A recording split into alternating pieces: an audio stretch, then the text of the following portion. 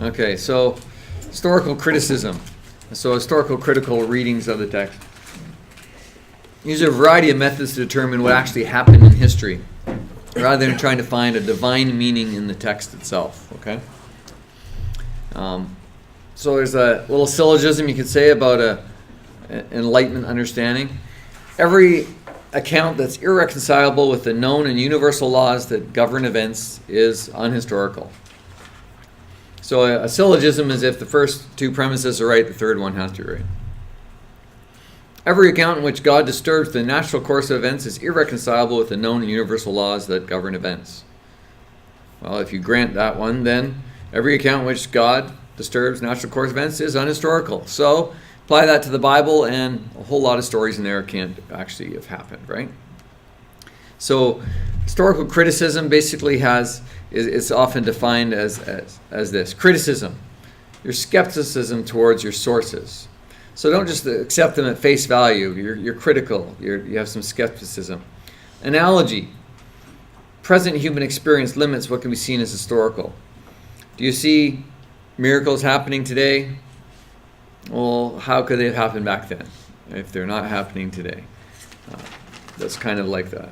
Correlation. Historical causation must be due to human or natural forces. So if we're trying to figure out how something happened in the past, and we're going to gather all the evidence we can, but basically some kind of causation through nature or humans had to have caused it to happen. Okay? When you're stuck with, well, how did Jericho get defeated, and you suddenly go, well, God did it. Well, that can't be historical. That doesn't help our historical critical understanding.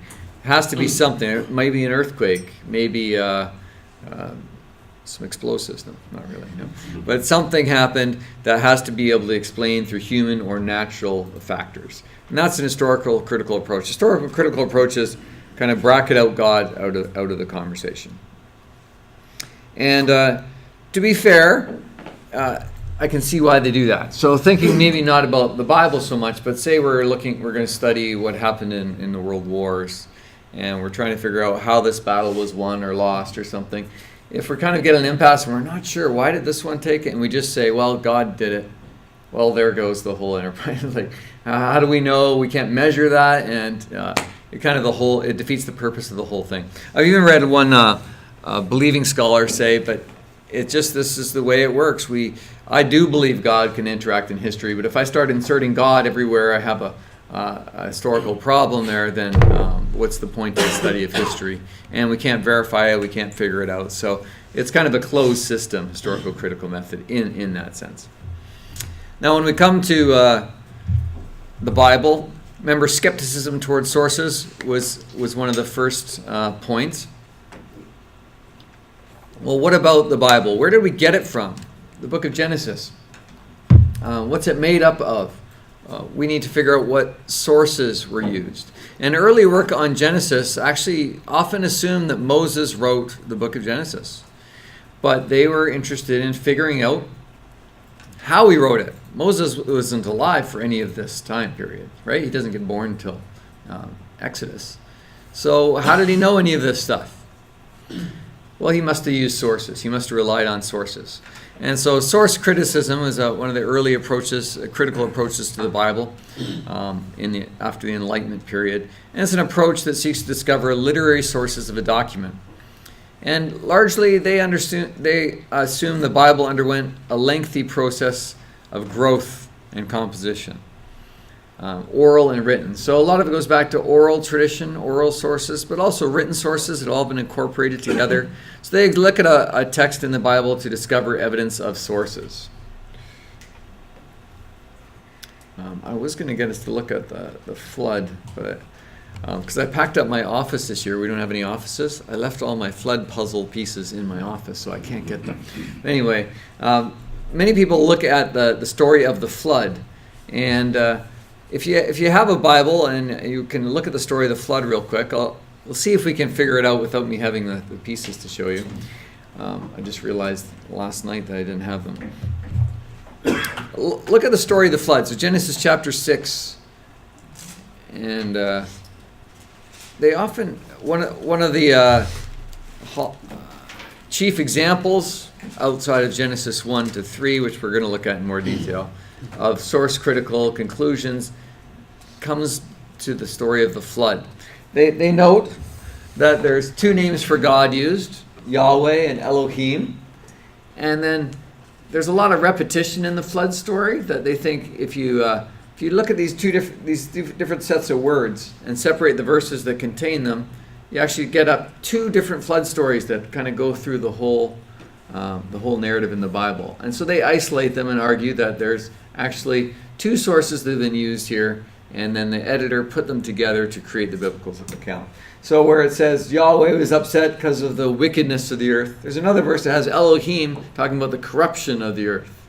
And they say, well, look, those are probably just two different sources. Let's separate them. And he says, I'm going to blot them out. Or the other one uses the word perfect and multiply a lot, all flesh. The other one talks about it being sorry or grieved. And instead of blot out, or he's mad at them for violence in the one text. And one says male and female, the other one says male and its mate. So they use these literary cues to divide the whole flood narrative up into two stories. So we could, if we took the time, go through, see where all these keywords show up, and separate those verses up into two columns and come up with two kind of parallel flood stories. Now, it's not entirely parallel because the conclusion seems to be the same. So you're only talking about partial ones. Sometimes they oversell it by thinking there's really two complete flood stories there. There's been a lot of writing about this. Gordon Wenham has some great stuff. And when we hit the flood, I might point you to some of his articles where I think he undermines this to some extent, but many people still view this as a really good example of source criticism, that the flood story must have come from two different traditions that the author has put together to create his final account. Here, we'll come back to the flood in time. I'm just going to open my other PowerPoint about how does that strike you? Is that a problematic understanding of a biblical text? Could it really be that there was just two sources and someone just put them all together to create their new account?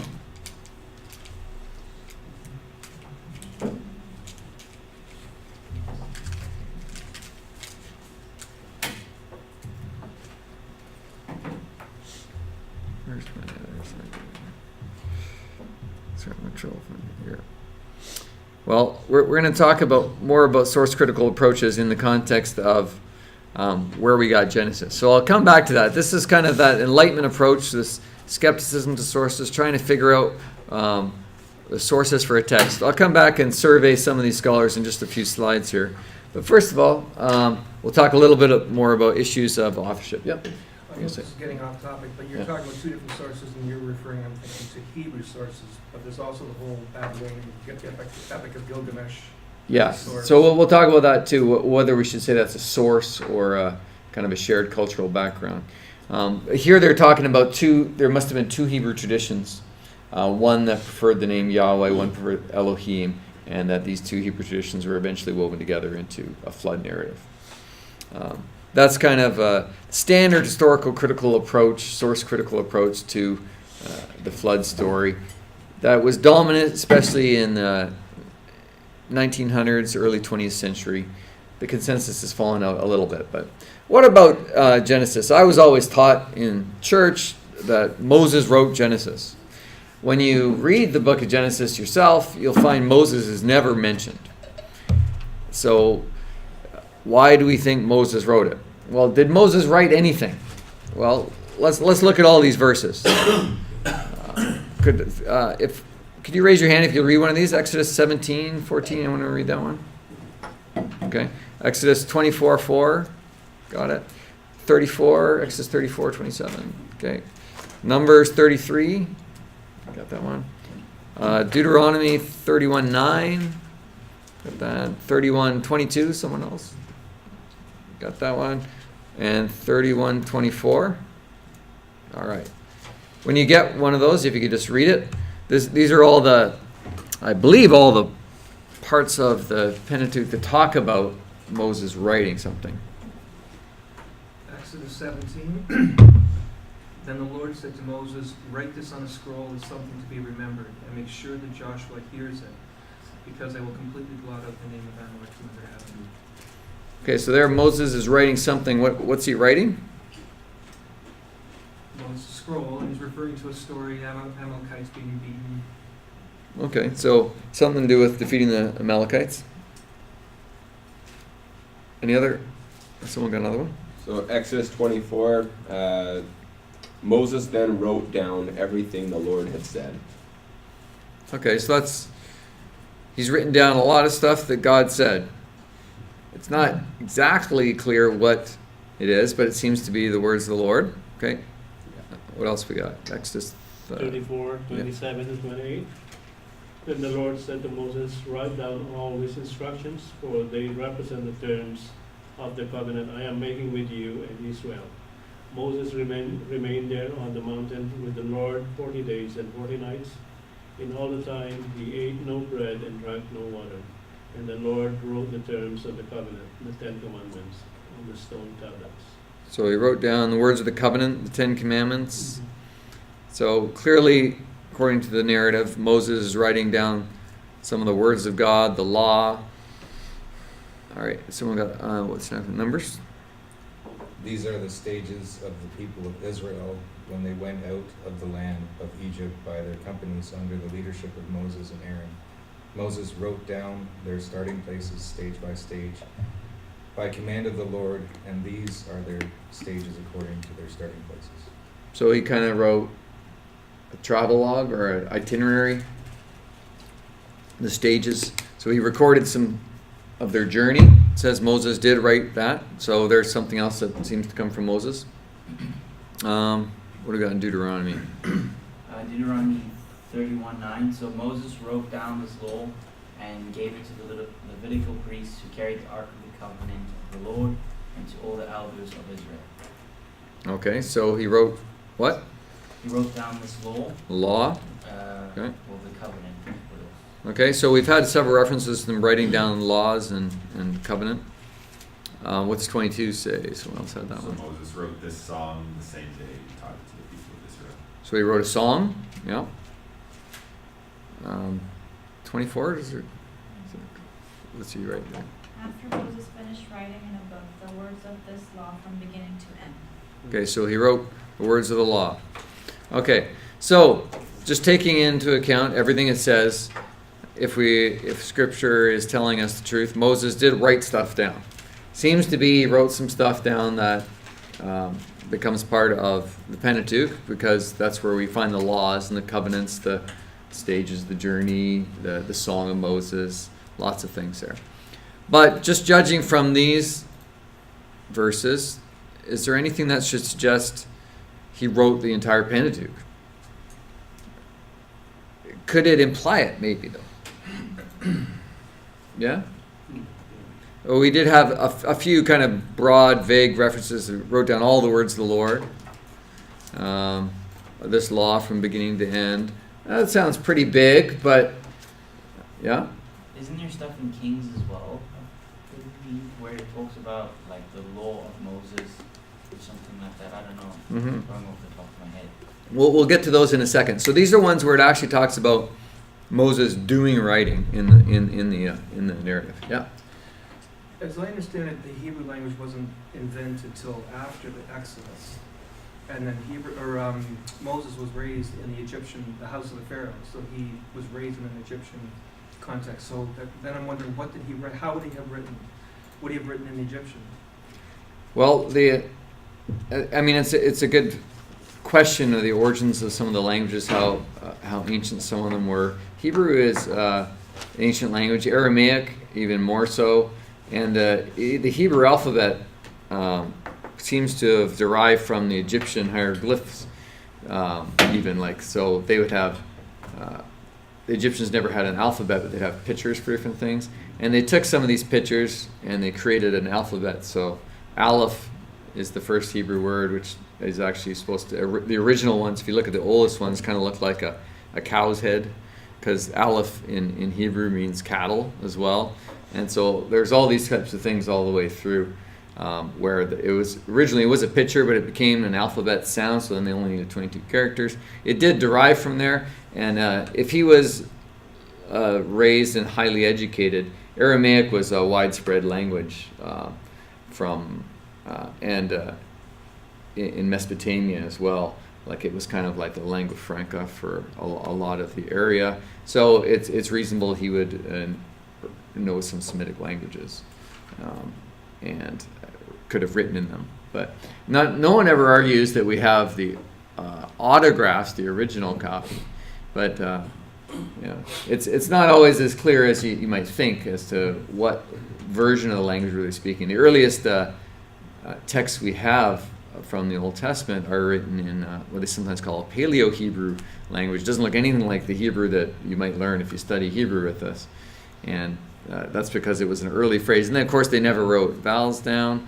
And some of the more difficult Hebrew in the Old Testament, we don't know what a bunch of the words mean. It's usually from looking at other languages you figure it out. So the originals to this would have been very ancient, and the language would have been difficult for sure. But I don't think that's an argument against him ever writing anything to contribute towards this. But I haven't seen that argued. That. Yeah, I wasn't Yeah, looking yeah, to say that yeah. as an argument that he didn't write it. I was Yeah. just curious, how would he have written? Would it have been in Egypt? The Egyptian, I should say. Well, I assume he would have written it in a Semitic rather than hieroglyphic text, but yeah. I know we haven't read the New Testament, but then there's this very intriguing passage from Paul that says it was handed down from angels. So it was handed down orally from angels to Moses, that it written down, or in part of the process, which... Okay, so in some of what Moses wrote, right, the words of the Lord, the covenant, how did God mediate these words to him? I guess that might be assuming is through angels.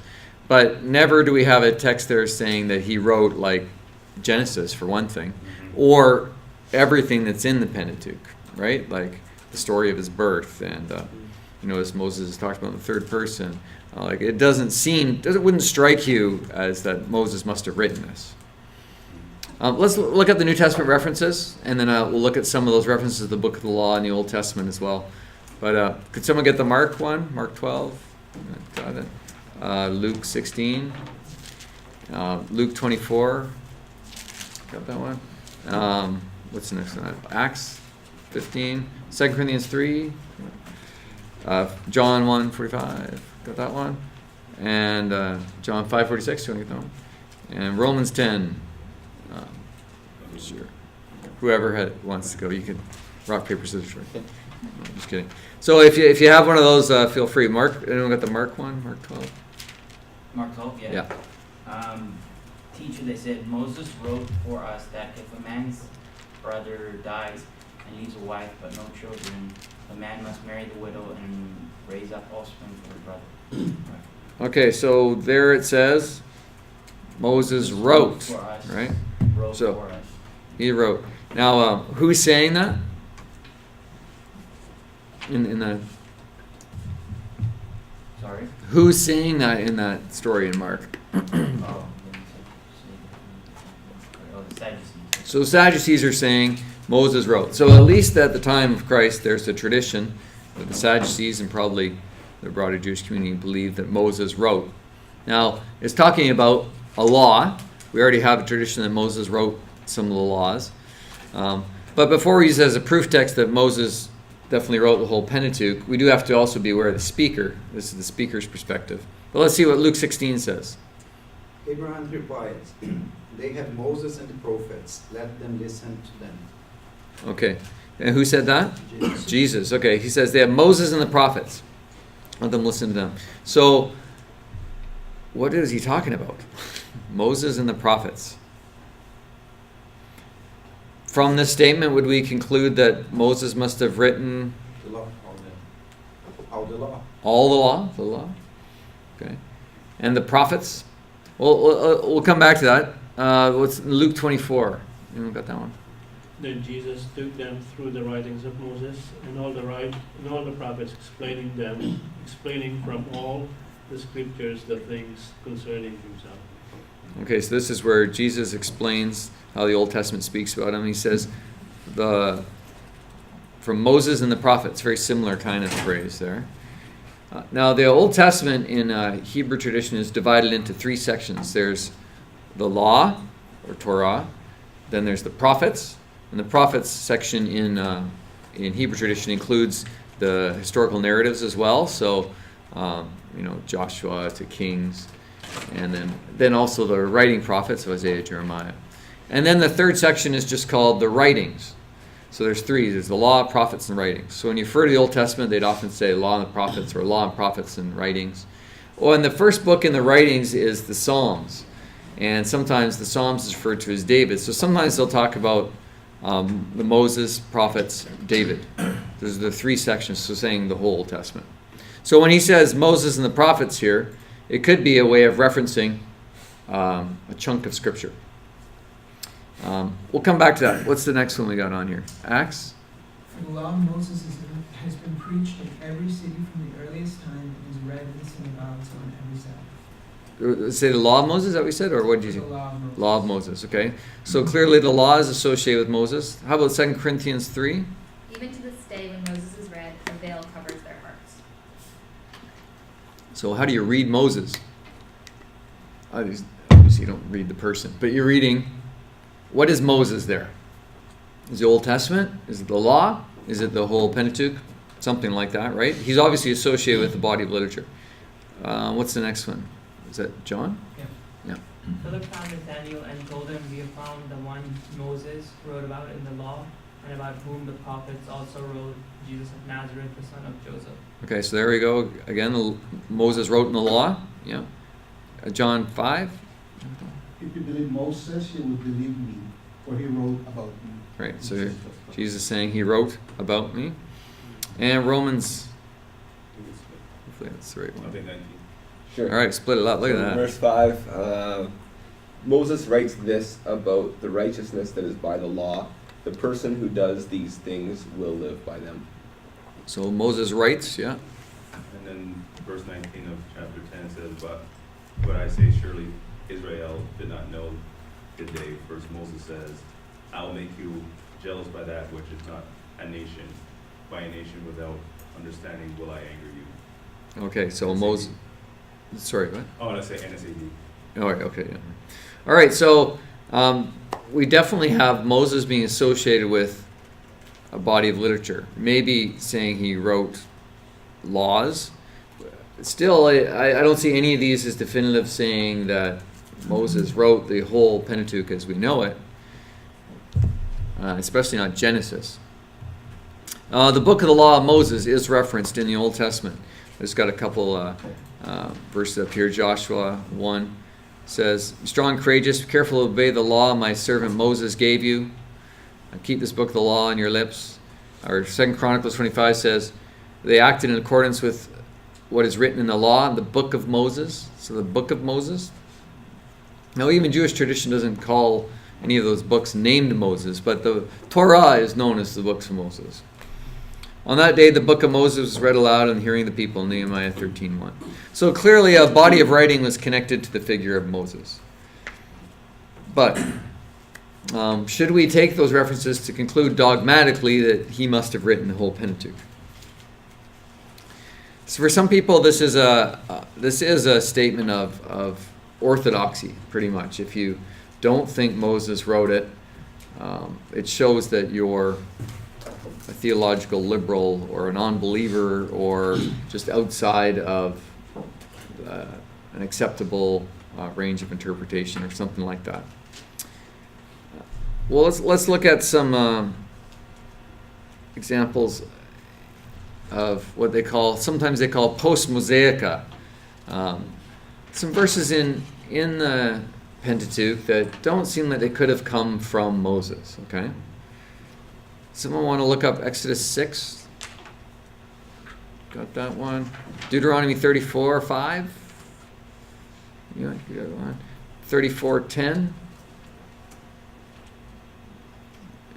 Get that one. Got it? All right. Genesis 13:7? Someone got it? 14:14. 36:31. Great. And Numbers 12:3. Someone want to get that one? Yeah, okay. Which is sometimes called a Mosaic. I'll talk about it in a minute, but if you found one, let's read them. Exodus 6, 26, 27.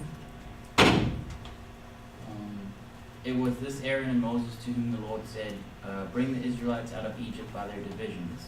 They were the ones who spoke to Pharaoh, king of Egypt, about bringing the Israelites out of Egypt. This same Moses and Aaron. So, what do you think of that verse? Does that sound like Moses wrote it?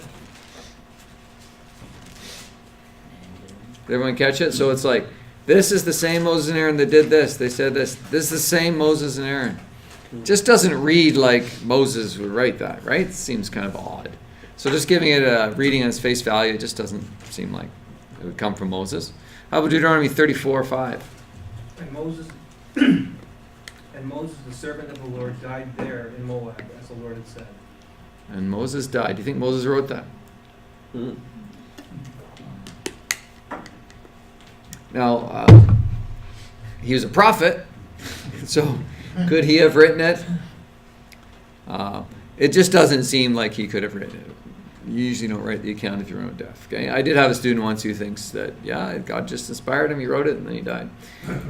But it just doesn't read that way. I don't see why we should say that. It doesn't say, and God showed him the future, and I am writing my own account of my death.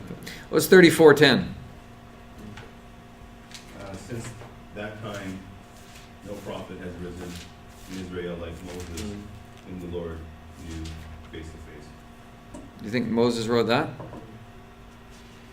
I'm not saying that to just be make fun of it, but it seems to come from a later perspective, right? It's like, since that time, no one has risen it. Doesn't even sound like Joshua could have written that. Joshua is his immediate successor. Even since then, no one's risen. That's good. I know that was just yesterday we buried him, but or even if it was 40 years later, it just doesn't seem like it. I don't know. It seems to have a later perspective in mind. So most people who hold that Moses wrote most of the Pentateuch still think this is kind of post-Mosaica, they sometimes call it. Later additions that someone added. All right, what Genesis 13?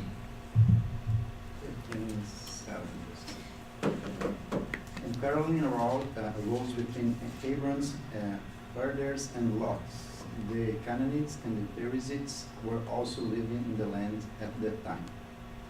So that last phrase.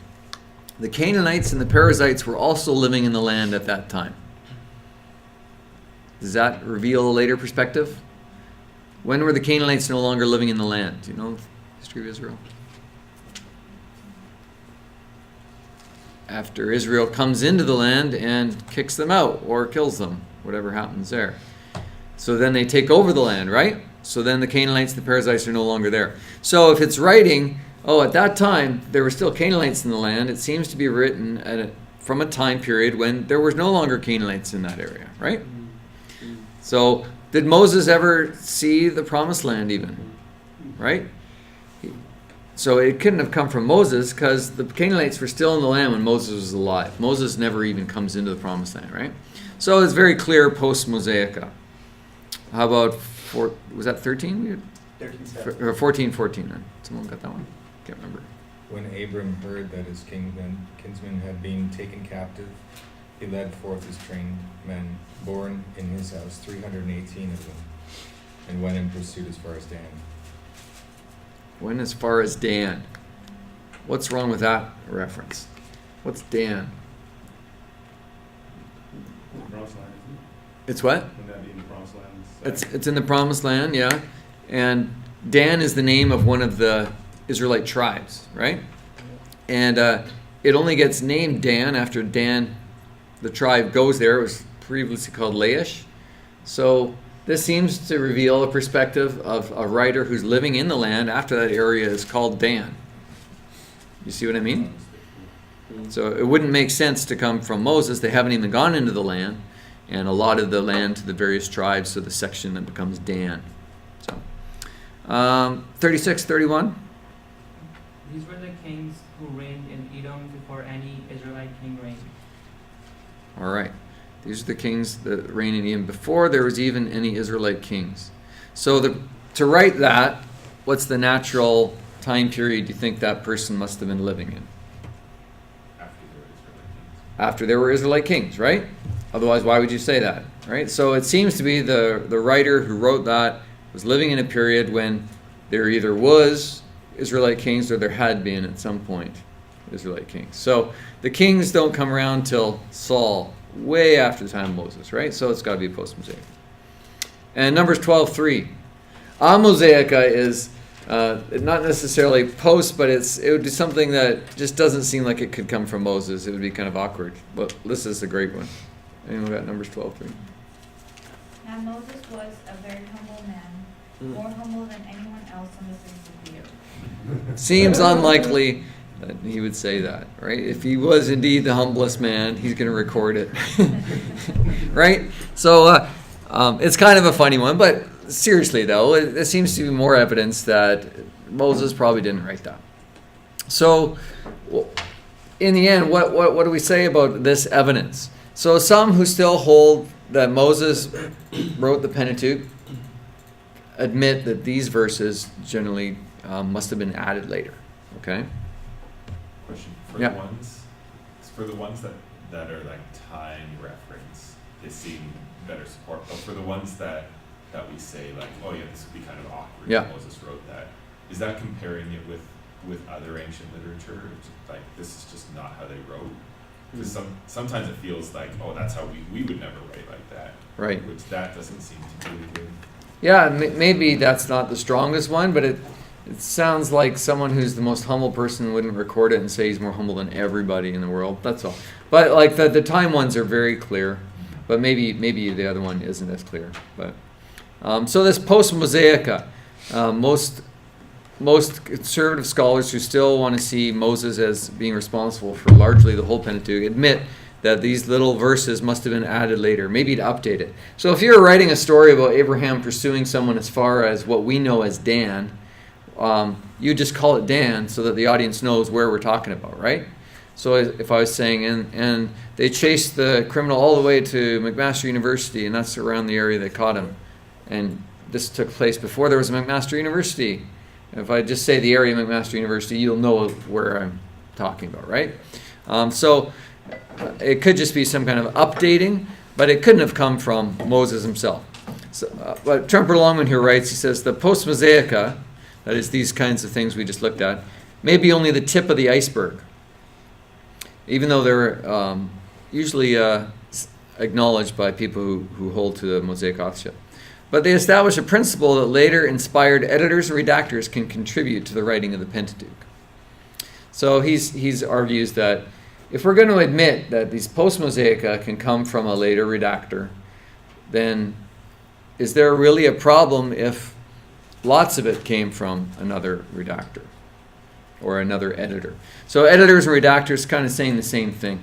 We'll talk a little bit more about that in a while. But notice he says later inspired editors and redactors because he believes in the full inspiration of Scripture. So in the end, is it really essential that Moses wrote it?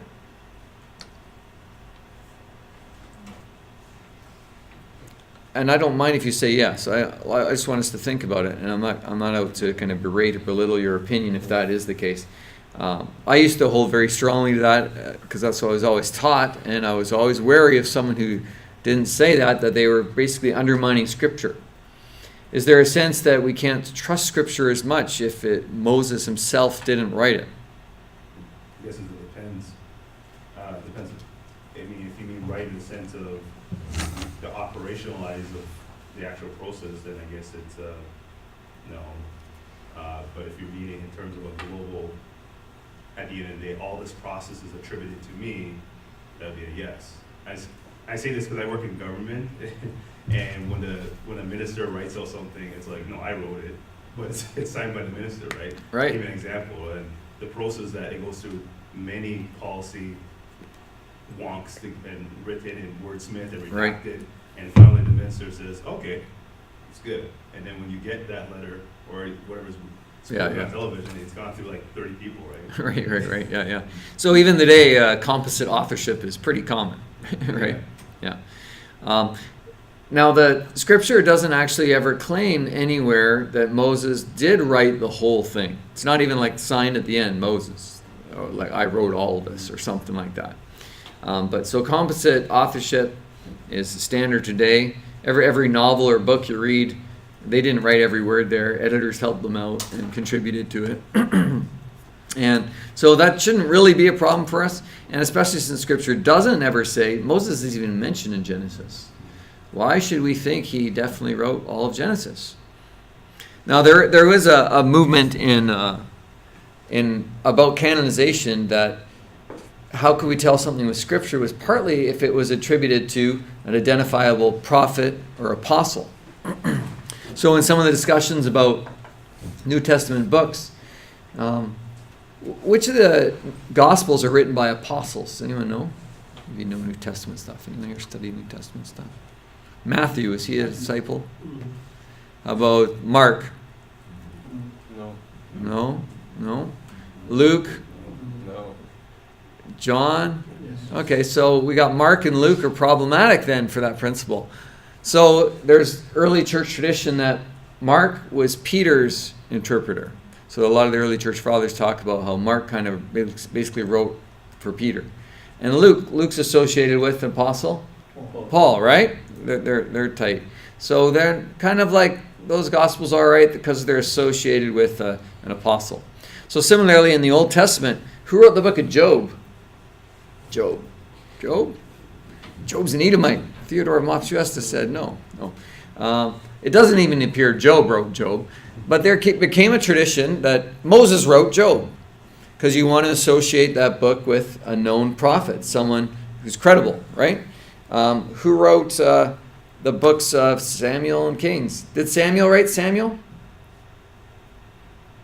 Samuel dies in 1 Samuel, right? Probably didn't write 2 Samuel or half of 1 Samuel. But it's still called Samuel, right? Yeah. So, but there's this association of known figures with books became an important way of kind of defending their credibility. And some people said that Ezra wrote the books of Kings or something like that, or Chronicles, like trying to associate a known figure with a lot of the books in the Old Testament are anonymous in that they don't ever actually credit an author. But it was a later concern of Christian tradition to bolster their credibility by associating with a known prophet. So similarly, I think Genesis there's obviously a tradition, the books of Moses are called Moses, but maybe it's more like Samuel, in that Samuel didn't write it all, but it's still called Samuel. What are you saying? I'm just curious then, how, and I trust you completely, but I'm curious why the book of Samuel, 1st and 2nd, would inherit that name if he clearly didn't write it. Yeah. See, this is where I think I'll talk about some ideas of why it's called Samuel, but the reason it seems weird for us is because we think of these books that are named after a person that they must have been written by the person. But obviously that was not the assumption in the ancient world, that they were called Samuel. So many think Samuel is the last judge of Israel and a prophet who anoints the first kings. And he kind of sets the stage for everything that happens in Samuel because he anointed David and Saul, and it's their stories.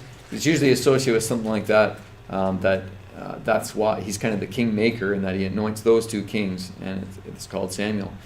It obviously didn't have anything to do with the authorship because he dies in 1 Samuel. He comes back in a seance near the end of 1 Samuel, but he's already been dead for a while, and then he's not in 2 Samuel at all, right? Yeah. Is that kind of like the Toledot structure where it says these are the generations of this person, and then it's really the story of the other person? Would there be similar tradition? It could be that it's Samuel. This is kind of Samuel's legacy. He anointed these kings, right? And then so when he hits Solomon, it's not Samuel's legacy anymore. There's several ideas like that for why it's called the books of Samuel. Now, in the Greek tradition, it's not. It's called 1 Kings, 2 Kings, then there's 3 Kings and 4 Kings, or reigns. So there's various names for biblical books as well. Yep. I was wondering, how much did this kind of stuff matter, or has it mattered historically to Israelite people or Jewish people? Things like Mosaic authorship of the whole Pentateuch, or that whatever 1st, 2nd Samuel, 1st, 2nd Kings would be written by some really important person, or that kind of thing, or was that not historically? Has that not really been a huge concern? It was a big concern for early Christian and Jewish, and through the Middle Ages even. Yeah. Josephus talks about this. Josephus is kind of non-believing Jew really, but he was a Jew who wrote a lot about the history of the Jews, kind of to defend them with the Roman Empire. And he talks about criteria of canonicity being associated with a prophet as well. So he was concerned with the credibility of the Old Testament in this way as well. And that's a great segue actually to the next slide about Ibn Ezra. Ibn Ezra is a medieval exegete, a Jew, who basically hinted that Moses didn't write the Pentateuch. But he only hints it because he doesn't want to have the wrath of his Jewish community on him for saying, what do you mean he didn't write the Pentateuch? So this is what he writes. See if we can pick up any of his phrases here. He says, beyond the Jordan, moreover, Moses wrote the law. The Canaanite was then in the land. It will be revealed on the mountain of God. Then you'll know the truth. What is he talking about? Sounds like code. Right? Do you recognize any of those phrases there? We did look up one of those, I think. So these are all phrases from the Pentateuch. And he's hinting at what the truth is of who wrote it. So look up at the beginning of Deuteronomy. I'm just going to open it up here too. Deuteronomy.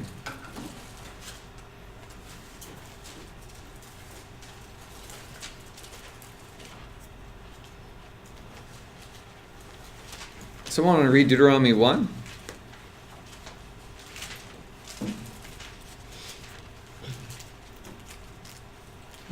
These are the words that Moses spoke to all Israel beyond the Jordan, in the wilderness, in the Arabah opposite Suf, beyond Paran and Tophel, Lebanon, Hazeroth. Okay, beyond the Jordan. That's this phrase he says here, right?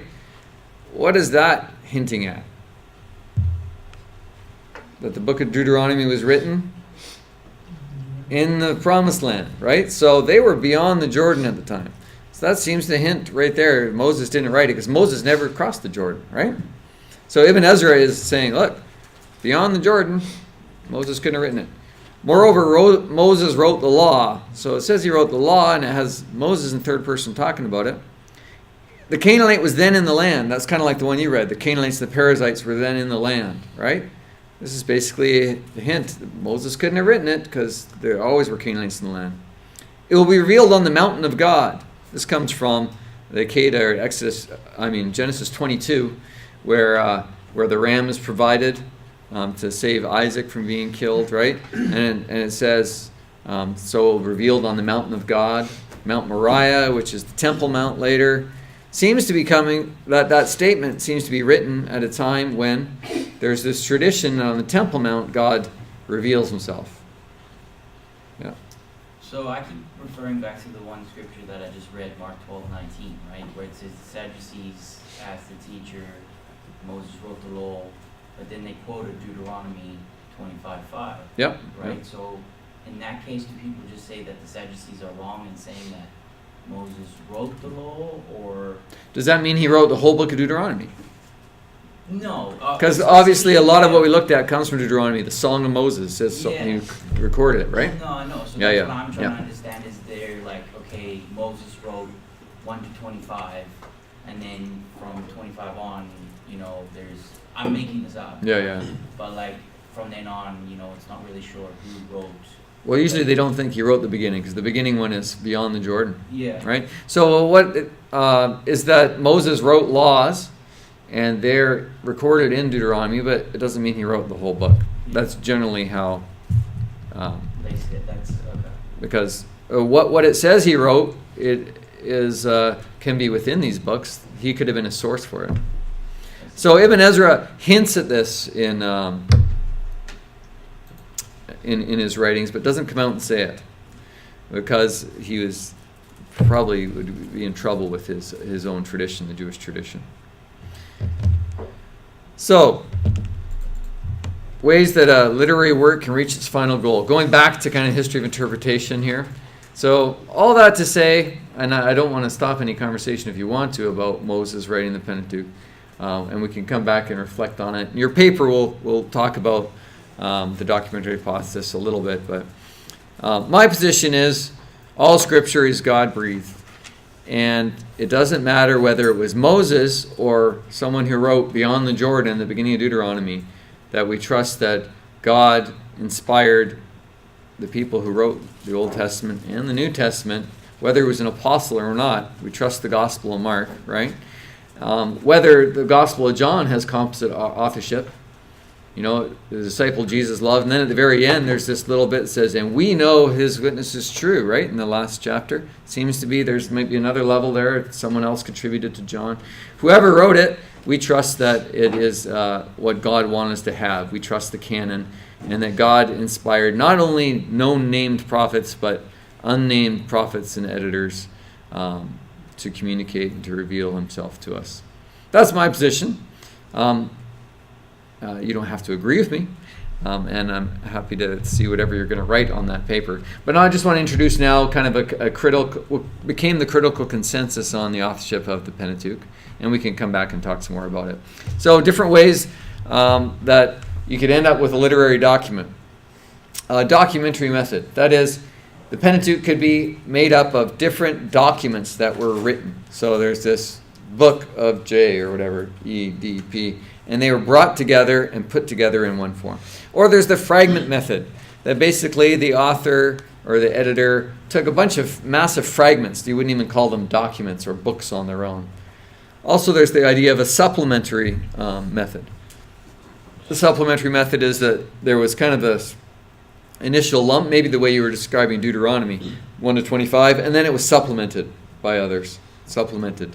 Okay, so 3 different works. And so for a long time, scholarship was arguing about different ways of understanding how did the Pentateuch come together. What sources were being used. Oh, sorry, I lost my slide here. Oh, there. So Richard Simon. Just trying to find my notes here. Richard Simon was a Roman Catholic priest born in the mid-1600s, so going back a long time ago. He drew attention to repetitions in the text and what he thought were contradictions, and he concluded the Pentateuch, as it stands, couldn't have come from Moses, but must have been by a later author. He argued the later author made use of material from Moses, right? And notes from Moses, but used a variety of sources and probably added his own material as well. So he developed a theory. The Pentateuch was compiled from a number of sources, some of which came from Moses. And he thought the Pentateuch was finally put into its final form by Ezra. Do we know who Ezra is? Ezra is in the post-exilic period. So after the Babylonian exile, they come back to the land. Ezra is one of the leaders of the people in the early post-exilic period. So talking about the 5th century BC. So if Moses lives, depending on when we date Moses, 1400s, 1200s, depending on Reconstruction, we're talking about a long time, maybe 1,000 years almost, between the events and then the finished product by Ezra. There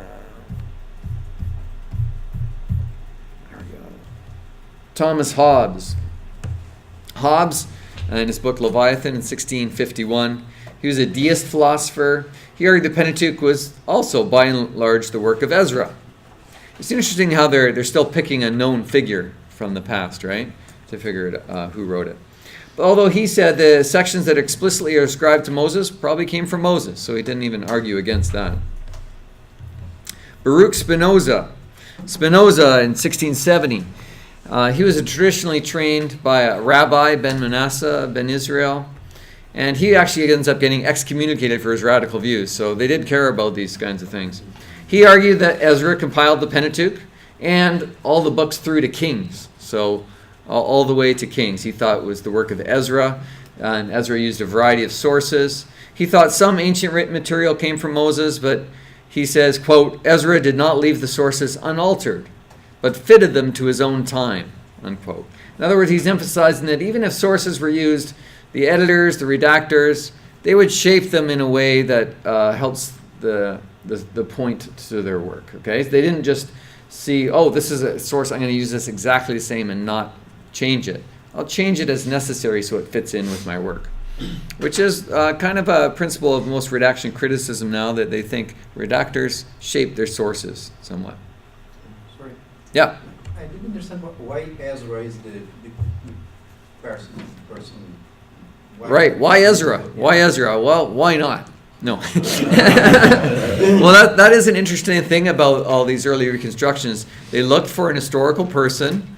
They thought Ezra really existed, He was a leader in the post-exilic period, and they see some of the evidence in the Pentateuch pointing to a later date. Well, he's a leader. He was a scribe. He wrote things, probably Ezra. But other than that, it's just speculative, isn't it? It was the same to say that Moses wrote all the things. So. Well, they look at the kind of the post-Mosaic and they say it couldn't be Moses, and then they just pick Ezra. But it's true. It could be an anonymous person. Even if we're going to say it was the same time period, why does it have to be Ezra? So similarly, they're picking a historical personage they can find. Other than that, yeah. Isn't it tied into him finding, they scoured the temple looking for gold and they found the book of the law? That's Josiah. So in Josiah's time, they find the law. We'll talk about that. That's often understood to be Deuteronomy. But in Ezra's time, he's the one who ends up kind of translating it into Aramaic because they don't speak Hebrew anymore. And he promulgates the law to the Jewish community that's returned from Babylon. Hey, it's not a bad guess, but yeah, it's speculative. Why should we see it? It was Ezra. There was other scribes as well. So Baruch Spinoza, he saw Ezra compiled the Pentateuch, and he thinks Ezra didn't get to finish his work, to polish it, which is why there's literary imperfections, lack of order, repetitions, etc. That was his way of explaining difficult passages. Then we have the early documentary hypothesis. So remember, documentary hypothesis is the idea that there was more full documents that were put together, right? So H.B. Vitter, which I couldn't find a picture online, so that's what we're looking at there. His criteria that he used to discern these different sources was different divine names. Now, he was a pastor. His book came out in 1711. He began a commentary that in Genesis 1:1-2, he showed a different divine name was being used, and he thought these sections were parallel. So he also pointed out to doublets, that is where the same story seems repeated again, and he looks at different style. These are some of his early arguments. So different divine names being used, whether it's Yahweh or Elohim. Doublets, maybe a different story of a patriarch lying about his beautiful wife, saying he's his sister, right? This happens 3 times in Genesis. They're saying, oh, these are just doublets, the same traditions, and different styles being told. So in the Hebrew Bible, or in the Old Testament, when you see God in the text, it typically translates the word Elohim. When you see the Lord in all capitals, usually small caps, it refers to Yahweh. So in the Hebrew text, it would have the name Yahweh whenever you see the Lord. If you see the Lord and it's not in capitals, that's probably just the Hebrew word Adonai, which is the Lord, a Lord. So a person could be called Lord. But if it's all caps, that's actually the divine name. This is why God can say in the Old Testament, by my name, the Lord, they never called me. The Lord's not really a name, it's a title, right? But the original Hebrew has the word Yahweh there. Some doublets, the wife-sister stories already talked about. Abraham lies about Sarah, saying he's just his sister because he's afraid they're going to kill him because she's so beautiful, and they want to take her as wife. And then he does it a second time, and his son also does it as well. So they think, well, this repetition, this is probably just a different source of the same story. Genealogies. We'll hit this when we hit the genealogies later, but you've got a lot of similar names in these 2 genealogical lists in chapter 4 and chapter 5. You got Cain and Kenan. Hebrew, they look even more similar because the C and the K are the same letter in Hebrew. Mahuyael, Mahalalel, very similar. Irid and Jared, a J in Hebrew is the same letter. That's the beginning of Irid. Enoch and Enoch, well, that's the same name. Methusael, Methuselah, very, very similar, right? Lamech and Noah, both the same. So the idea here is that one list is a certain tradition, a document that was used in the other list, and then they were both preserved, chapter 4 and chapter 5. Okay. Jonas Struck. He goes down as a little more famous than Vitter for his, what they sometimes call a Struck's clue is the names. The big thing was the names. So he wrote 1753, his book. He was the son of a Protestant pastor, eventually became a Catholic. He was a physician, a professor of medicine. And he tried to actually argue that Moses compiled Genesis. So that was his motivation here. It wasn't he wasn't going out to undermine the Bible. But his clue was the way that the divine names were used, particularly in Genesis. He thought the way the divine names were used was evidence that Moses used different sources. So there's the source that uses the name Yahweh. Later it comes known as the Yahwist source. And the source that uses Elohim, the Elohist source. He followed traditional dates for the composition of Genesis because he's trying to argue that Moses wrote it, right? And he just tried to explain how Moses could have done this, right? Ironically, the approach he advocated gave birth to a documentary hypothesis that eventually said Moses didn't write the Pentateuch at all, pretty much. But have a look at Genesis 1, if you want to have a quick look. And we will just see where he got some of this. It's always worth trying to understand where these things come from. Check out Genesis 1 to 2. You might already be familiar with it, but we'll have a look anyway here. Genesis 1. What is the divine name used throughout Genesis 1? Elohim. So in the beginning, God. Remember, it said God usually just translates Hebrew of Elohim, right? So consistently, is Yahweh found anywhere in Genesis 1? Is not. Okay, I'll save you time. Genesis 2. What's the divine name used? Lord God or Yahweh. So Lord God. You see how Lord is all caps? So it's Yahweh, but it's also God, which is Elohim. So Yahweh Elohim. So Genesis 2 and 3 use this, both names together. Yahweh Elohim. How about Genesis 4?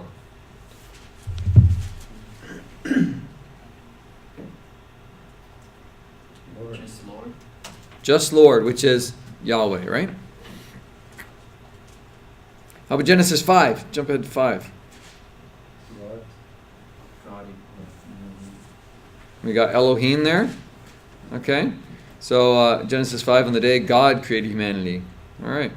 So this is just kind of the evidence they looked at. They thought, well, look at how it alternates. And sometimes they're kind of parallels. Genesis 1 is the creation of the world. And then Genesis 2, you have the world's creation again, kind of. And yet a different divine name being used. Some eventually start arguing that Yahweh Elohim is kind of a way to bridge the two together. That originally it was Yahweh. So that's a J text or a Yahwistic text. And like chapter 4 was all Yahweh. So it bridges, there's Elohim, then this Yahweh Elohim, then Elohim. But there's this alternation. So people would start taking these texts and dividing all of Genesis up based on the use of divine names. And they thought they were finding the different sources that were part of it. I'll go back to my slides here. Just ask you a question. Yeah. Something I was reading was that was suggesting that Elohim is not a name, but a type of being.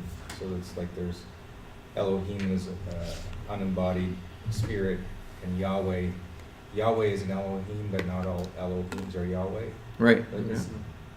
Is that?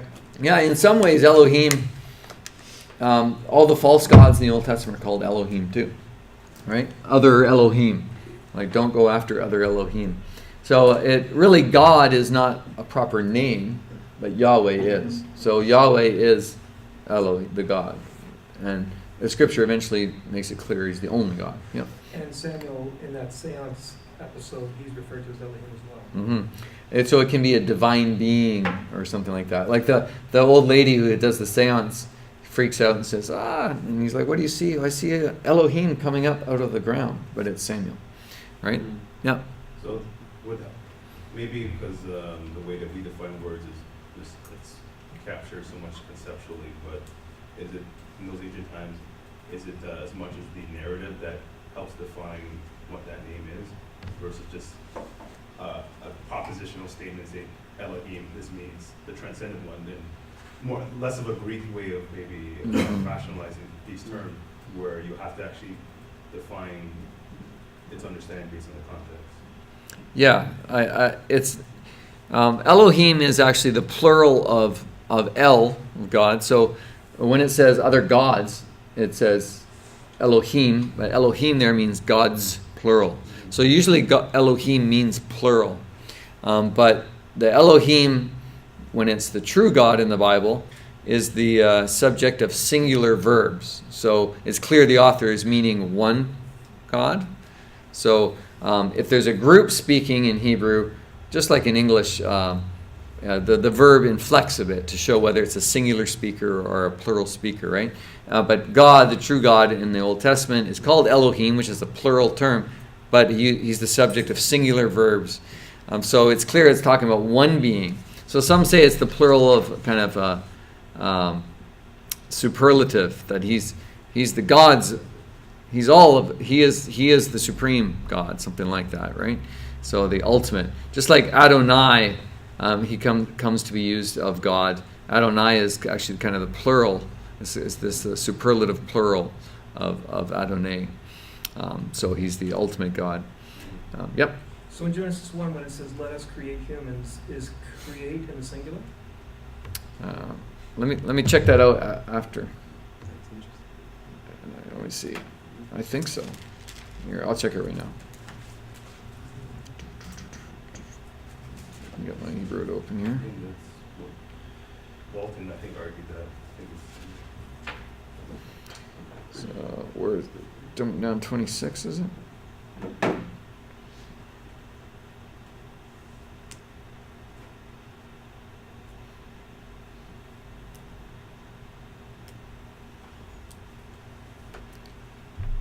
Oh, let us isn't, no.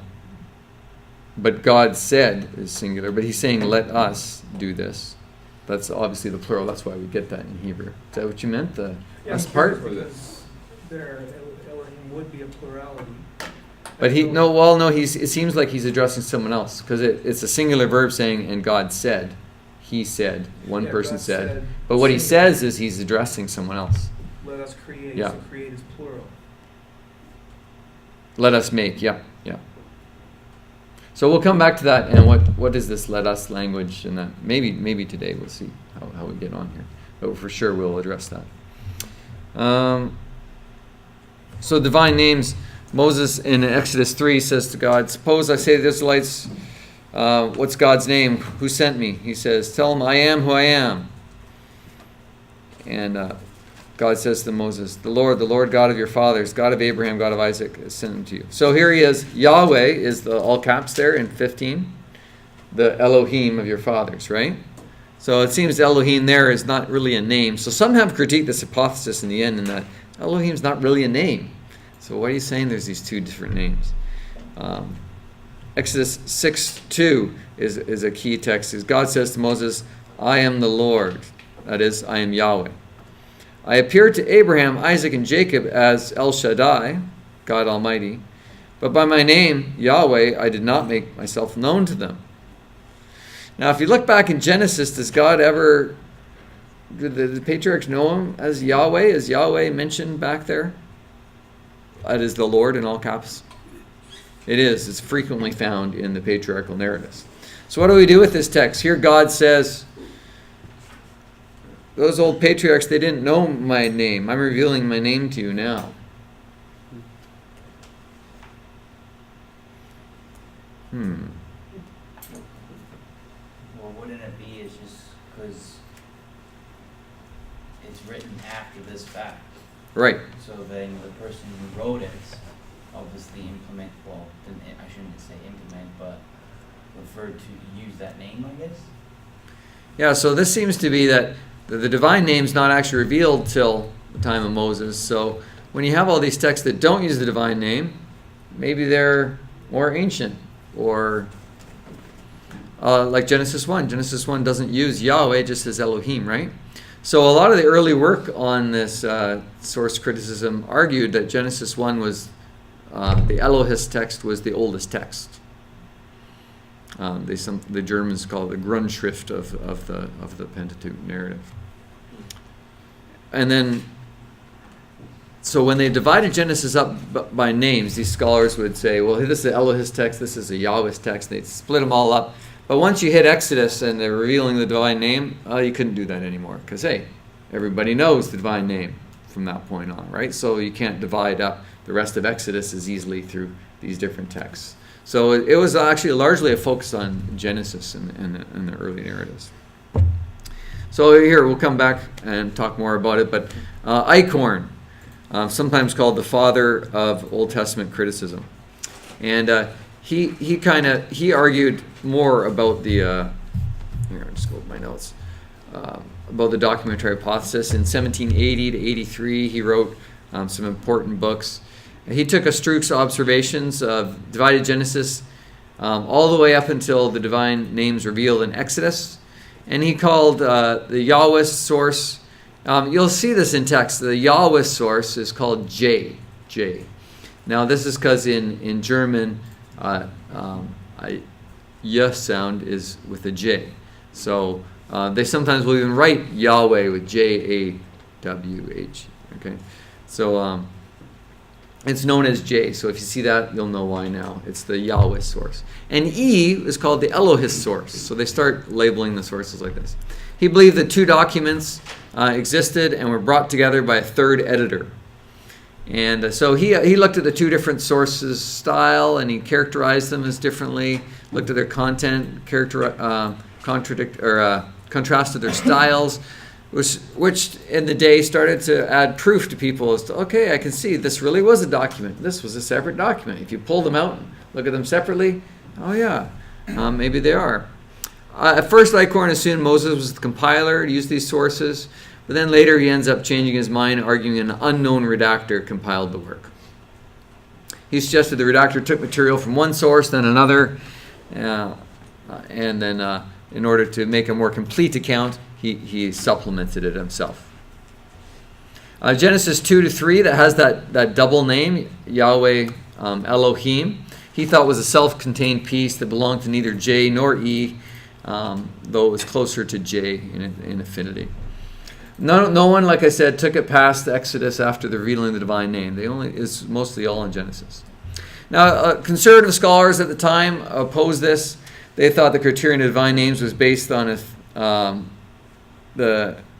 understanding the difference in meaning. So when the text says Elohim, it has this idea of maybe God being transcendent or something. When it uses Yahweh, it has in line this covenant. It's the covenant name of God. So it's God being present, God being with his people. And so they tried to explain through different understandings of the significance of the names in the text, that it's not showing the sources, it's part of the meaning of the text.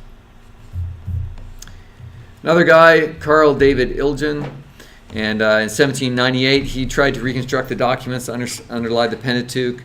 He assigned all the documents in Genesis to three authors, two of which used Elohim and one of which used Yahweh. So this anticipates later understandings of the documentary hypothesis, where there's two of them that called God E. Now, the reasons for this is, one was a priestly writer who only uses E up until the divine name is revealed. He knows the name Yahweh, but because for consistency, he only uses E when he's writing in the past before the revelation of the name. The other E document is older and just knew God by a different name. And J also was old. So anyway, there's too much.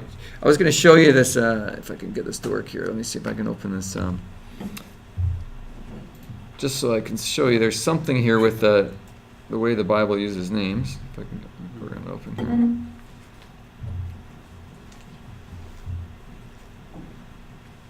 Actually, one sec, sorry. Let's please.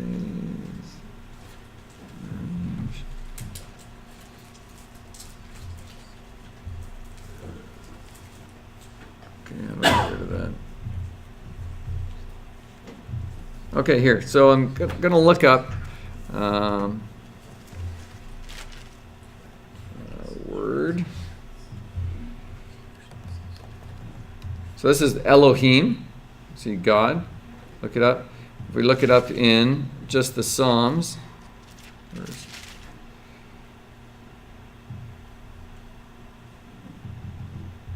And I'll search that. Here we go. There's where the word Elohim shows up in the Psalms, okay?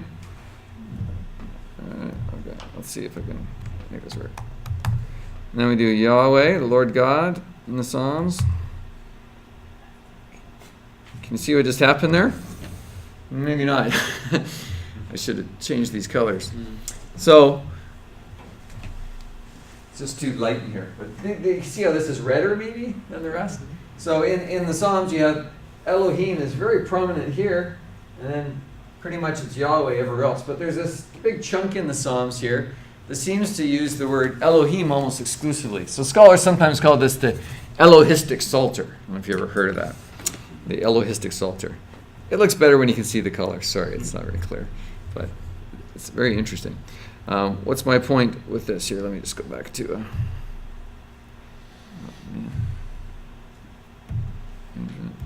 go back to my slide. Will it come back up?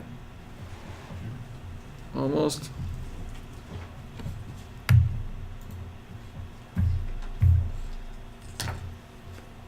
Here, I took a screenshot with a different color. There's the Elohistic Psalter. But anyway, I tried to show you it live. And here's an example of it. So Psalm 53 says, the fool says in his heart, there's no God.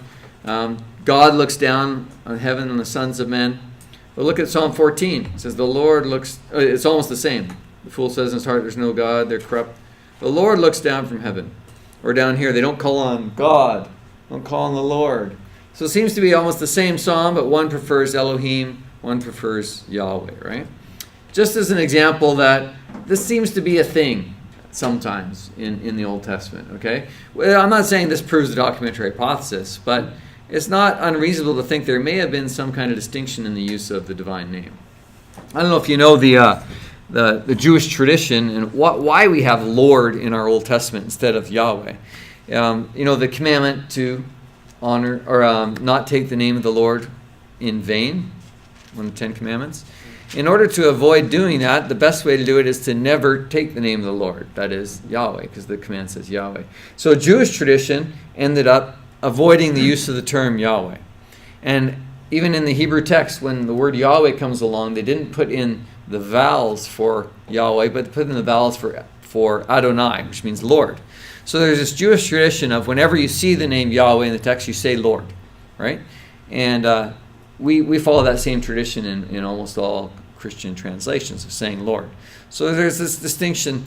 And so there, as later Jewish literature, they would avoid using the term altogether and would actually write the word Adonai instead of Yahweh. So in later biblical literature in the Old Testament, there becomes a bit of an avoidance of the term sometimes.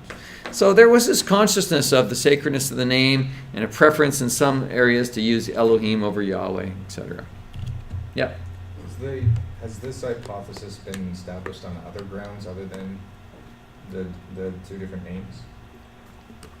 I'll finish going through all the arguments, but that's kind of the bedrock of it, though. Okay. That's where they first got it. But then as more arguments add on cumulatively, eventually you've got this big, massive hypothesis full of all sorts of arguments that maybe would fall apart if the names meant nothing. So the fragment hypothesis. Remember I said another way that texts could come together would be a fragments hypothesis. So Alexander Geddes in around 1800, is English Catholic priest. He developed this theory largely from examining the legal material in the Pentateuch.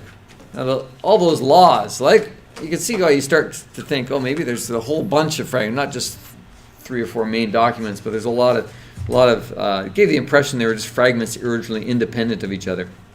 So he said the Pentateuch is not 2 or 3 documents; it's just a mass of fragments, and that became popular for a while in scholarship. Oh, I forgot to show. Here he goes. Lovely picture. Here we go. DeVeti made a big contribution, whether it's a good or a bad one in the long run, but it was a very influential one. In the early 1800s, he had a book that presented the history of Israel in a very different way than everybody else had been assuming. Remember I said they thought E, or what becomes known as P, Genesis 1 was often thought to be the oldest story, right? So if you're the oldest source must have been only an Elohim source because they didn't know Yahweh. Well, DeVeti kind of turns that on his head in many ways and pictures the whole history of Israelite religion quite differently. While the Old Testament seems to say that Moses gave the Israelites a legal system, a sacrificial cult, laws to follow, DeVeti argues Moses didn't do anything of that. at all. It was anachronistic. Moses had nothing to do with sacrificial cult. That's later we've attributed that to him. So anachronism is something located at a time when it could not have existed. So basically he's saying it's anachronistic that there was a sacrificial cult at the time of Moses. It's kind of like this famous painting here. Check out that nice table. Well, that's anachronistic. They were reclining and eating on the ground. They didn't have big tables like that back in Jesus' time, right? So that's anachronistic. So he says that's the same thing with the priestly laws. He argues the priestly material was added to the Pentateuch much later. So why would he think this? What's the evidence? We were just talking about what is the evidence? It's all about these names. Well, he looks at the stories of Joshua through Kings. So hopefully you're familiar, you've read those books before. You know, the times of the judges, the times of Samuel the priest, times of Saul and David. Do we see any evidence in there that they're following all these priestly laws that we find in the Pentateuch? Not so much, generally. I don't know. Where are they worshiping? The Deuteronomy is very certain you worship only in the place God chooses. They're worshiping all over the place in lots of little places here and there. Shiloh's the place for a while, and they're worshiping here. David eventually picks Jerusalem as his capital. Temple's eventually built, and then they try and worship in the temple mostly, but they're still worshiping elsewhere. Solomon himself is offering sacrifices at Gibeon. You know, as the history of Israel goes on, it's not until the time of Josiah that they really start following this only worship in Jerusalem. And Josiah's story has the story you're referring to earlier. They're out renovating the temple and they find the book of the law. They bring the book into Josiah, they read it to him, and he's freaked out, rips his clothes, and like, we haven't been following the law of Moses. So Deveti argues that, well, this law was not found at the time of Josiah. It was written at the time of Josiah. That's kind of the basic theory. In other words, Josiah's guys wrote the law at the time to promulgate the centralization of the cult during the time of Josiah. And why would they do that? Well, that's the capital of the nation. They want all the money coming into the capital. Let's say that you have to only worship in one place. So this was kind of a fraud. Some call it a pious fraud theory. But this was a breakthrough, according to Old Testament scholarship at the time, because it allowed some precise dating for parts of the Pentateuch. They argued that what he found was Deuteronomy. Deuteronomy was found by Josiah, not just parts of the law, it's Deuteronomy. Because you look at how the Passover was practiced after, it seems to be following a Deuteronomic laws, because they're a little bit different than in Exodus for the Passover. So, as exciting as this was for biblical scholars, you're probably just like, I'm getting sick of these theories. But anyway, this was a bedrock for, even today, this is very popular. It seems that what was found was Deuteronomy. But whether or not it was created at the time is highly debated, whether it was a pious fraud or not. Not only that, he looked at other laws, verses in the Old Testament. Look at Jeremiah. In that day I brought your ancestors out of the land of Egypt. I did not speak to them or command them concerning burnt offerings and sacrifices. This comes from the book of Jeremiah. Well, this seems to go with that idea that Moses didn't establish a sacrificial cult.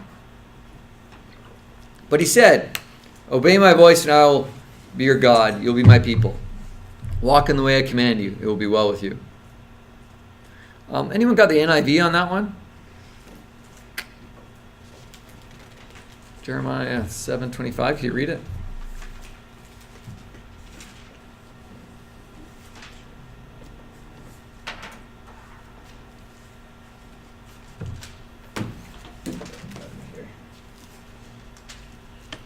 From the time your ancestors left Egypt until now, day after day, again and again, I sent you my servants, the prophets. So maybe I have the wrong reference. That's 7. Maybe it's 17:25. Crap. Oh, it was 23, 22, 23, I think. Is it? At 7, 22, and 23? Sorry about that. Okay. No. Is it? 22, 23? No. All right, I don't know where the heck I got this. I pasted it into my text. I could Google it in my thing here. No, I think that might be it. 22, 23? 7, 22, 23. Oh, 7. Yeah. Okay, let me try this. For Okay. when I brought your ancestors out of Egypt and spoke to them, I did not just give them commands about burnt offerings and sacrifices, but I gave them this command: obey me, and I will be your God, and you will be my people. Walk in obedience to all I command you, that it may go well with you. Okay, so just that phrase underline. What does it add? It adds one word in there. That's all I was going to point out. What did it say? For in that day I brought you out of the land of Egypt. It says, I did not just give you. I did not just give you commands about Right. sacrifices. So that's actually not in the Hebrew. right. So they're obviously concerned there to say, well, look, we're not saying that God didn't give commands. He didn't just give it. So it's a little bit dishonest they threw that word in there. But some do understand it that way. It's like that God's not saying, was it all about sacrifices? No, I said, obey me and I'll be your God. It's about our relationship, something like that. But literally it doesn't say just. So, yeah. I'm flummoxed by that. The translators of the Bible would insert a word Yeah. that actually completely changes the meaning of the sentence. But there's absolutely no evidence for just. Yeah. Well, do you have any other translation that have just in there? I don't think so. But the NIV, the original, it's been revised since, and I believe that's been changed. The NIV does a few of those things we're going to see in Genesis, which are just kind of like, really? But it was a way of trying to defend kind of a traditional opinion. But yeah, it's wrong. It's frustrating. But, It is. But all translations do that, don't they? Because everyone has their theology. They do. To bring something into another language, there's always what's the flexibility. But there it seems very clear to make sure we don't think this. Yeah. There's a difference between translating in a way that captures part of the meaning, but to translate in a way that changes, that makes it the opposite of the meaning. That's Given that none of the other translations bring that meaning across at all, and it's not in the Hebrew, I think it's wrong. He shouldn't have done that. And there's a few we'll see in the early chapters of Genesis actually that are frustrating that they did. But in the new versions, they've revised them. Here's another one though. Amos 5:25. God says, "Did you bring me sacrifices and offerings 40 years in the wilderness, O house of Israel?" This is kind of a rhetorical question. It seems to be that the answer is no, right? So this goes along with his reconstruction of that early Israel wasn't about sacrifices. No, yeah. So, I'm curious now as well, like the sacrifices that they made prior, like Cain and Abel, they making sacrifices. Will we discuss like that?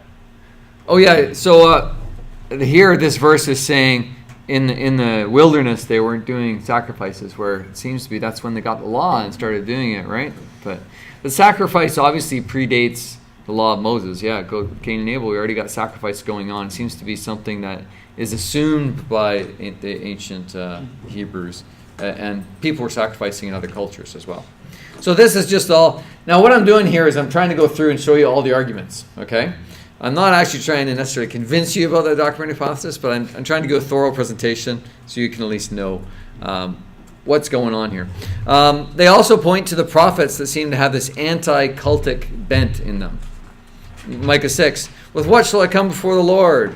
Shall I come with burnt offerings, calves a year old? Will the Lord be pleased with rams, 10,000 rivers of oil?" No. He told you, O mortal, what is good, what's the Lord required. Do justice, love kindness, walk humbly with your God. Why do the prophets seem kind of against the cult? Hosea 6 says, "I desire steadfast love, not sacrifice. Knowledge of God, not burnt offerings."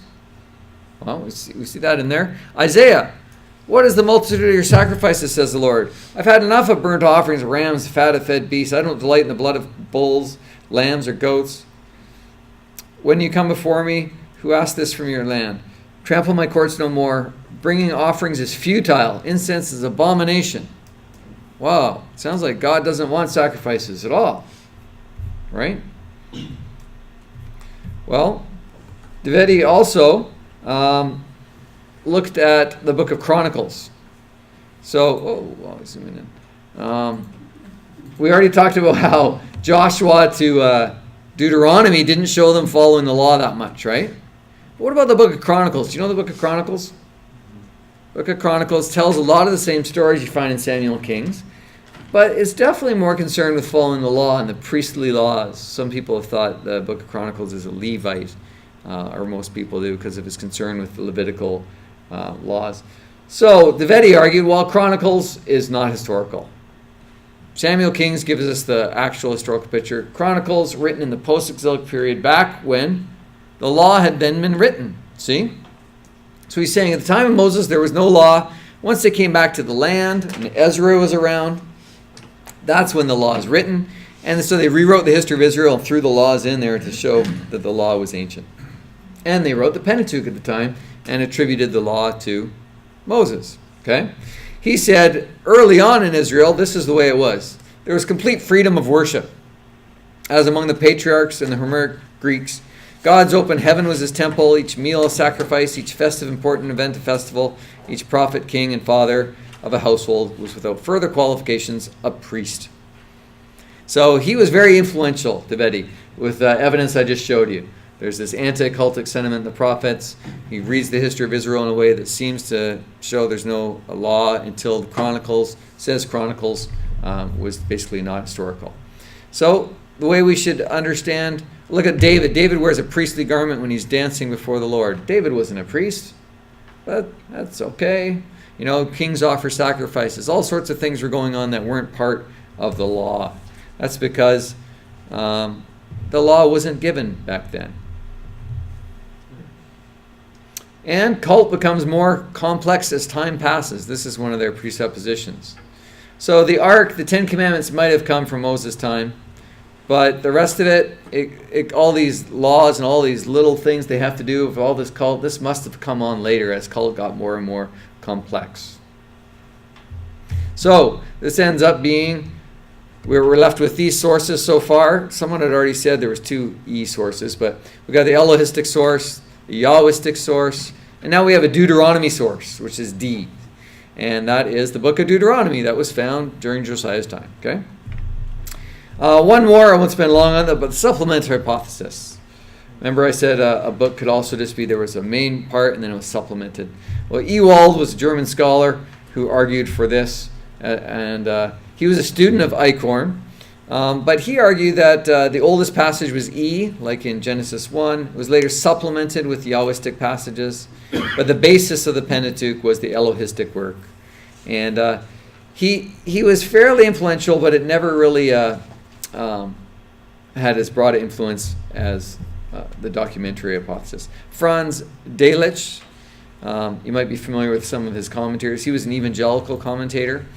And he held to more of a supplemental idea. In his Genesis commentary, 1852, he argued the Pentateuch was Mosaic rather than composed wholly by Moses, but he thought the final dating of the redaction was not as late as the post-exilic period. He was a highly in Kiel and Delitzsch commentaries. You may have seen those. He was a highly prized commentator. But then we come to the full-fledged documentary hypothesis, often called JEDP. The theory, JEDP. And those sources are the Yahwist, the Elohist, Deuteronomy, and P is the priestly source. Okay, and their order is a big part of the theory. But Herman Hupfeld was the first to clearly suggest there was these 4 sources, and but you see he put the priestly sources first, right? So that's not in agreement with what Deveti was saying, that the law was late. But he thought that E should be split into E and P. And they were all thought to precede Deuteronomy, which must have been the latest part of the book. So in the next generation of scholars was preoccupied with dating the sources. But at this point, everyone agreed there was these 4 sources. And P was thought to be the oldest document for quite a while. But then we come on to Karl Graf. He argues that P was the latest source. He argued Chronicles wasn't trustworthy, so it kind of follows Deveti's scholarship there. P could not have been the first document, had to be the last document. And with Deuteronomy is always saying, worship in the place the Lord chooses. It's like arguing, you worship in the one place. Whereas in Leviticus and Numbers, it assumes you're worshiping one place. So that's how he changed the priority of those two, saying one had to argue for it, but once it was established, the other one just assumes it. So P is later. P is after the exile. This is when priestly cultic laws kind of took off, and Israel was all about following legalism and laws, and they kind of became this legalistic religion. And eventually, in the New Testament, Jesus and Paul had to liberate everybody from the bondage of the law. So, Julius Wellhausen, most famously associated with the documentary hypothesis, the JEDP theory, his famous book, Prolegomena to the History of Israel. He molded into a full-blown theory, sometimes was called the Graff-Wellhausen hypothesis. And he claims at the beginning of his book, when he heard Graff's conclusion, P was the latest, in a private conversation, he instantly knew it was right. And he writes this at the beginning of the book in an interesting way. He thinks it's going to add credibility to the theory. Like, I could tell right away, before I even knew the evidence, that it was right. Well, it must be right then. Of course, he also talks about when he was younger, he hated the law. When he was a Christian, when he was reading, he found the law boring and tedious, and he liked the prophets and all this kind of stuff. And so he had a predisposition against it to start with, which is kind of interesting. So he also really emphasized this devolution, that Judaism is just legalistic and without life. And so you have Israelite religion, which prized loyalty, faith, justice, doing the right thing. And then in the post-exilic period, they just became all about offering the right sacrifices, not working on the Sabbath, all these little things, and just became legalistic.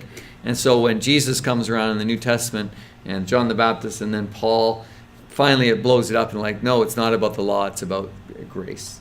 So it's those crazy Jews that sounded kind of anti-Semitic.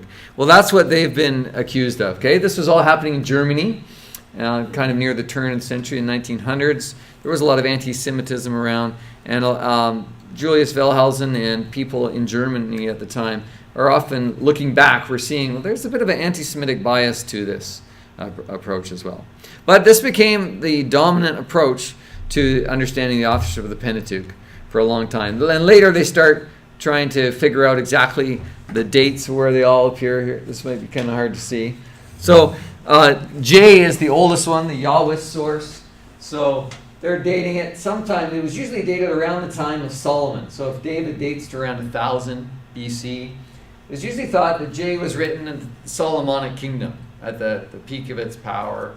And they have scribes and all this kind of stuff, and they started writing it.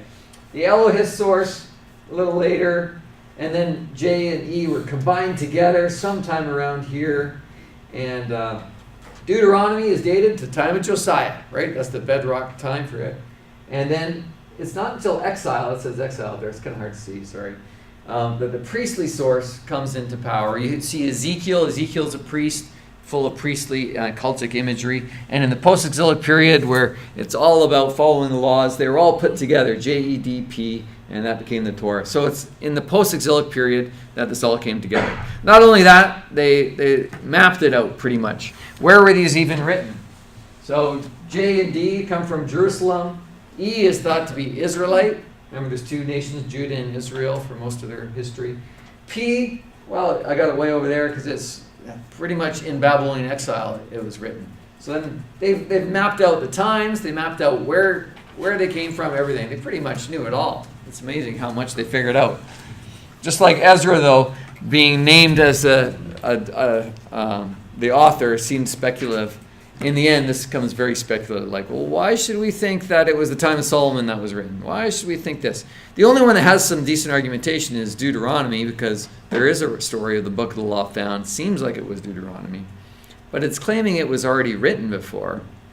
But that's pretty much the whole theory of the JEDP. And it's still, well, actually, I think I have a PowerPoint on how prominent it is nowadays still. But what do you think? I tried to lay out most of the argumentation for it. You could spend like a whole course on it because they've been written so much on it. Yeah. Why is the documentary hypothesis always linked to those 4 books that are hypothetical? We don't know, we don't have any copies, names or whatever, but there's other sources that are actually mentioned in the Old Testament. So the visions of David the seer, the records of Shemaiah the prophet, book of the wars of the Lord and the law. There's I think 15 of them, and those are other sources. why does the documentary hypothesis at least mention those, in addition to these 4 hypothetical ones? I don't know why they don't try and say the Book of the Wars of the Lord was one of these 4 main sources or something like that. But like that's mentioned in Numbers, right? And there's a lot of sources mentioned in Chronicles explicitly. Yeah. I'm not saying any of those are one of those 4, Yeah. or any of the 4. I'm saying why build the whole hypothesis on 4 hypothetical books? Yeah, at least by bringing in a few other books that we say, okay, we know we have these other ones. We don't have the books anymore, but we know they existed. We got their names. Right. Yeah. So why not tie those in as well? I don't know. I don't know. It's a good question. Some actually see. There's different levels of skepticism associated with this theory. So some would say, on the extreme, is Moses didn't even exist. Most people don't say that, but there is minimalist scholars that say it. And then they say Moses didn't even contribute to the Pentateuch, although he probably was a real person. Others say Moses wrote a little bit, whatever. And then some say about source citations in the Old Testament that that source probably did exist, Book of the Wars of the Lord, or these other ones. Others say they're just citing it to try and make it sound authoritative, and there's no such book. So, and others would say, well, we have no access to it, we have no idea what that document was like. But I've never heard it discussed about whether any of these hypothetical sources are related to actual sources mentioned. I don't know. Many of them think there may have been multiple sources involved in creating a document. So say P may have been relying on a bunch of sources, but the only document in the end was P. You know, like, so it may have been fragments put together, or books of the Wars of the Lord, the book of the Toledot of Adam or something. These may have been used because there's several that are mentioned. But in the end, the main documents that are compiled, they came up with these. But it is speculative, right? Like, why? It's these 4. And a lot of the arguments might fall apart. Any other thoughts on it? Yeah? Just one thought, like, for me, I don't see it as a huge deal to think that, you know, maybe sometime long after Moses, everything kind of came together. But the questions for me that are a little more challenging are, what does that mean for the historicity of the Torah? So, like, for instance, we're talking about the priestly writings not coming together till, you know, like the exilic period, about the Levitical system and all that kind of stuff. Well, okay, is that, you know, could that stuff actually be happening then, back at the time of Moses, or based on that now, does that raise some real historical issues for the Bible? Yeah, and then that's the most problematic part of it is, are they right that there was no priestly laws, that they weren't sacrificing at all? And so the Bible's presenting a very inaccurate picture of the history of Israelite religion. I find that more problematic too. And I think it's a bit of a weak case. And where Josiah, at his time, they say they found the book, and there's references to the Book of Moses elsewhere earlier, should we necessarily conclude it was written at the time? I think that's a little bit needlessly skeptical to say it has to have been created then. And before the time of Josiah, we have Hezekiah installing centralization of worship in Jerusalem. Why were they doing that if they had no idea before the time of Josiah? So I think the pious fraud theory, it can make sense, but I don't think the text says that, or that we're demanded to accept it. It's not strong evidence, although it does seem like it was Deuteronomy scroll that was found. Any other thoughts? Or sorry, over here and then somewhere else. Just I guess with what Luke was saying, that the reason why I was asking if it was only built on this premise, but you know, seeing in just like, you know, the book of the Annals of the Kings, like just seeing it throughout that I believed in the possibility of these coming from other sources because the text seems to be saying that. But when I was reading through the Yahweh, Elohim, priestly, it's hard for me to discern at this point whether they're, you know, it seems like they're starting with a conclusion and then building a case for their conclusion rather than working the other way. And I mean, I've done very little research on it, but it's just... That's what I was saying earlier when you asked, there's all these other arguments, but in some ways, if you just at the beginning say, well, Yahweh Elohim used doesn't actually mean sources at all. Yeah. It crumbles a little bit because that was kind of the foundation, and then they added to it a reconstruction of the history of Israel and different styles of writing with the priestly things. And There still seems to be credibility to this, the building of it, right? That Moses isn't the author, but Yeah. that there's without Moses there's no book, right? That there seems to be something that's been handed on and handed on. I mean, most of the biblical historians, like John Bright, says something that Moses is so essential to the history of Israelite faith that you can't even understand it without there having been a Moses. You'd have to invent one in order to understand it.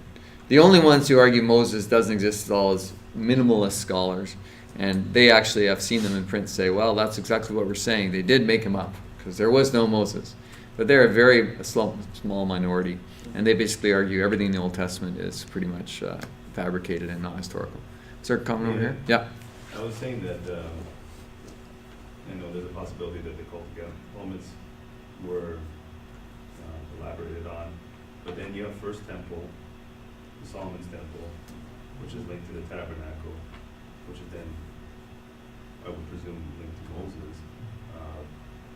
So, I'd say if the temple idea was anachronistic, then the First Temple would not be around, right? Because it would precede, obviously, the post-exilic period. Well, they're saying that they anachronistically placed back at the time of Moses the type of practice that was common in their day. Right? So the temple worship was going on in the post-exilic period.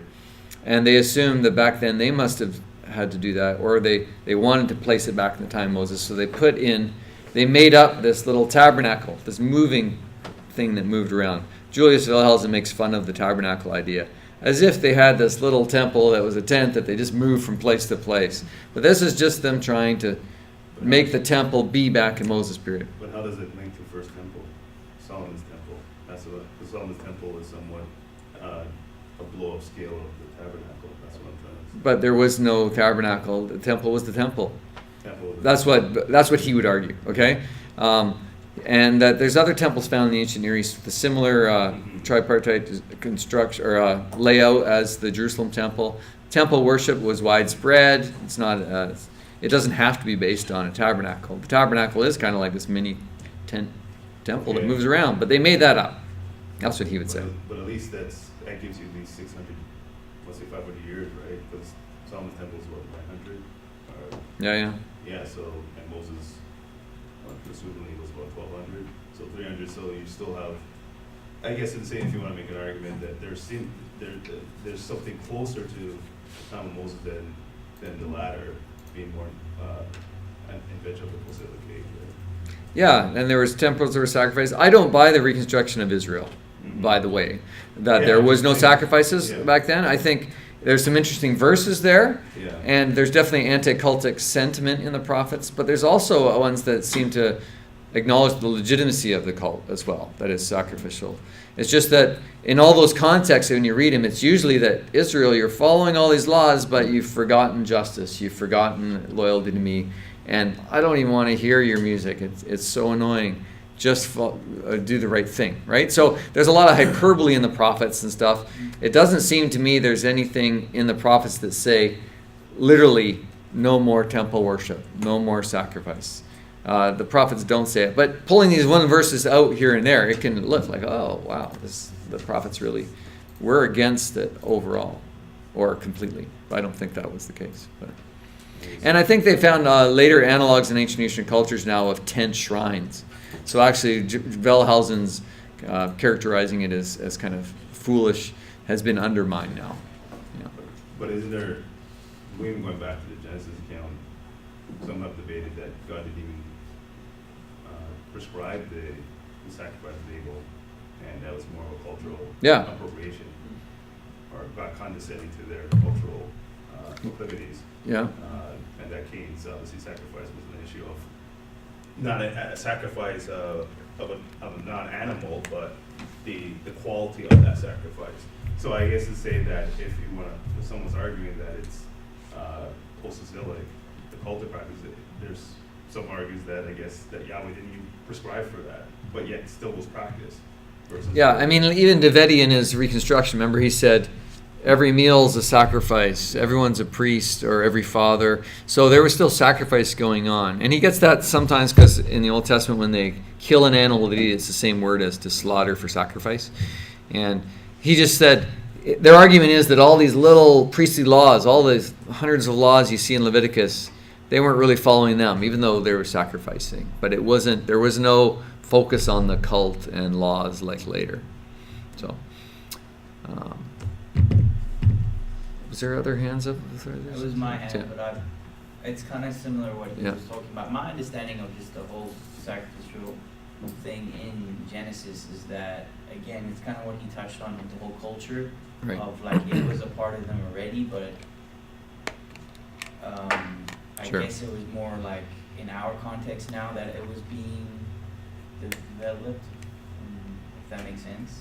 So this is mostly not about that there was no sacrifice, but that there wasn't this established, detailed cult.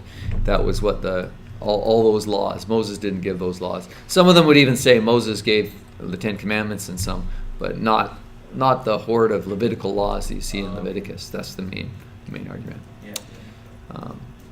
I think it's probably a good time to stop for lunch. Do you want to stop for lunch? Anyone hungry? Maybe. We'll come back. I'll talk a little bit about a critique of it, but I don't want to spend all day on documentary hypothesis. But I hope I gave you enough information you can kind of reflect on it. And I will talk about the Pooh article. That is the Winnie the Pooh article. And I think was a kind of a brilliant, sarcastic take on this. But we'll talk about that after lunch and maybe a little bit about that paper. And we'll move on and start looking at Genesis 1. Okay? Oh, so we get an hour break. If you want, I will lock this door, so if you want to leave a computer here, you can, or if you want to use it during that hour, go. I will most likely be just across the hall at the faculty office, so if you get back and it's locked and you want in, you could knock and I'll let you in. But just to keep it safe, I'll keep this door locked. Okay, so it's come back at 1:15, and that would be grand. It's gonna start